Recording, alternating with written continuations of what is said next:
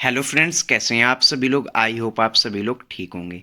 दोस्तों, आज की इस वीडियो में हम बात करने वाले हैं कि अगर आप किसी भी ईयर के स्टूडेंट्स हैं तो अभी आपको जून 2024 एग्ज़ाम के लिए कौन सा असाइनमेंट बनाना है, कौन सा असाइनमेंट आपके लिए सही रहेगा। सबसे पहले तो हम बात करते हैं उन स्टूडेंट्स की जिन्होंने पहले अपने असाइनमेंट नहीं बनाए हैं। उनका असाइनमेंट स्किप हो गया था, असाइनमेंट सबमिट करवाना भूल गए थे, जैसे कि दिसंबर 2023 सेशन का या जून 2023 सेशन का, या इससे पहले आपने कभी भी अपने असाइनमेंट सबमिट नहीं करवाए हैं। कोई भी एक या दो असाइनमेंट आपके रहते हैं, तो अब आपको जून 2024 सेशन के लिए कौन सा असाइनमेंट सबमिट करवाना है। क्योंकि बहुत सारे स्टूडेंट्स का मेरे पास कमेंट आया था कि हमें अभी अगर जून 2024 सेशन के लिए असाइनमेंट बनाना है तो हमें कौन सा असाइनमेंट सबमिट करना होगा।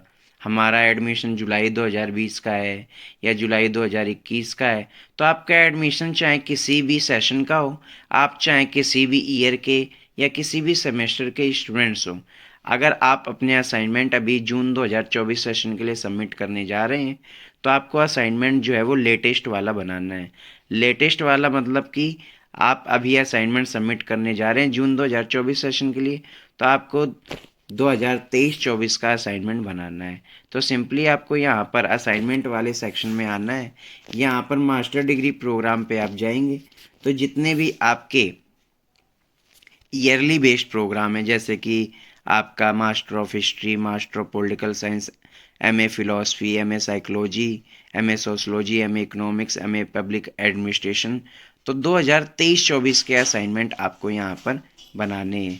आप कोई भी असाइनमेंट लेते हैं, जैसे एमए इकोनॉमिक्स का ही आपने असाइनमेंट लिया, अब यहाँ पर आपको 2023 और 24 यानी जुलाई 2023 और जनवरी 2024 यहाँ पर अगर मेंशन है तो यही असाइनमेंट आपको बनाना है। बाकी अभी न्यू प्रोग्राम भी आए हैं, जैसे कि आप यहाँ पर देखेंगे हिस्ट्री का न्यू प्रोग्राम आया है MA HI, और इकोनॉमिक्स का भी MA इकोनॉमिक्स। यहाँ पर ये सेमेस्टर मोड में भी प्रोग्राम आए हैं। तो अगर आपने अभी एडमिशन लिया है हाल फिलहाल में, तो यहाँ पर जो लेटेस्ट असाइनमेंट है वही बनाने हैं। बाकी यहाँ पर जो पुराने असाइनमेंट दिए गए वहाँ पर भी आपको 2023-24 देखने को मिल जाएगा। आपको ये वाले असाइनमेंट बनाने हैं। सिंपली आपको ध्यान रखना है, जब भी आप कोई भी असाइनमेंट का क्वेश्चन पेपर डाउनलोड करते हैं तो उसमें लास्ट डेट लिखी होती है, या तो लास्ट डेट लिखी होती है या फिर उसमें सेशन लिखा होता है। बस यही आपको चेक करना होता है कि वो असाइनमेंट वैलिड है या नहीं है। मान लीजिए कोई भी एक असाइनमेंट हम यहाँ पर ले लेते हैं, जैसे कि आपने BANS 184 का असाइनमेंट लिया। अब यह असाइनमेंट वैलिड है या नहीं, तो इससे चेक करने के लिए सिंपली सबसे पहले तो आपको ये देखना है कि यहाँ पर लिखा है जुलाई 2023 और जनवरी 2024। तो यहाँ अगर जनवरी 2024 लिखा है और जुलाई 2023 लिखा है तो ये असाइनमेंट अभी जून 2024 के लिए वैलिड है। इसके बाद नीचे जाएंगे आप, तो यहाँ पर लास्ट डेट भी लिखी है 30 अप्रैल 2024। तो जिस भी असाइनमेंट के क्वेश्चन पे 30 अप्रैल 2024 या 31 मार्च 2024 लिखा है तो वो असाइनमेंट वैलिड है। बाकी असाइनमेंट की जो लास्ट डेट है वो 31 मार्च है या 30 अप्रैल है, तो मैंने इसके ऊपर पहले से वीडियो बनाया हुआ है। इसकी कंफर्म लास्ट डेट जो है वो 31 मार्च होती है, पर इसे एक्सटेंड करके 30 अप्रैल तक बढ़ा दिया जाता है। तो जिस भी क्वेश्चन पेपर पे जुलाई 2023 और जनवरी 2024 लिखा है तो वो असाइनमेंट आपका वैलिड है। अगर ये भी नहीं लिखा है तो 2023-24 लिखा होगा, या फिर यहाँ पर लास्ट डेट 30 अप्रैल 2024 या 31 मार्च 2024 लिखी हुई होगी, तो आप यहाँ से समझ सकते हैं कि यह असाइनमेंट आपका वैलिड है।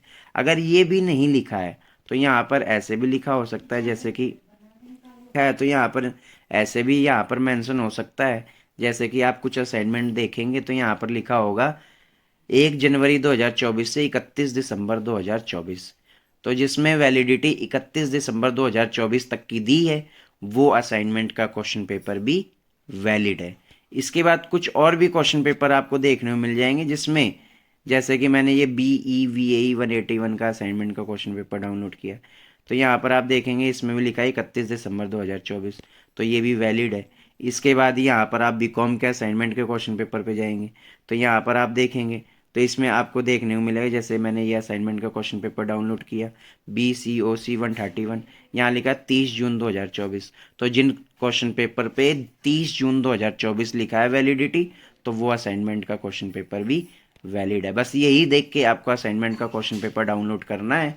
आप चाहे किसी भी ईयर के स्टूडेंट्स हो, चाहे आप किसी भी सेमेस्टर में हो, चाहे आप किसी भी ईयर में हो, आपका कोई भी एडमिशन सेशन हो, अगर आप अभी जून 2024 सेशन के लिए असाइनमेंट सबमिट करने जा रहे हैं, आपका प्रोग्राम कोई भी हो और आप किसी भी सेशन के स्टूडेंट्स हों, आपने पहले असाइनमेंट सबमिट नहीं किया है, आप अभी असाइनमेंट सबमिट करने जा रहे हैं, तो आपको लेटेस्ट वाला असाइनमेंट बनाना है, पुराना वाला असाइनमेंट नहीं बनाना है।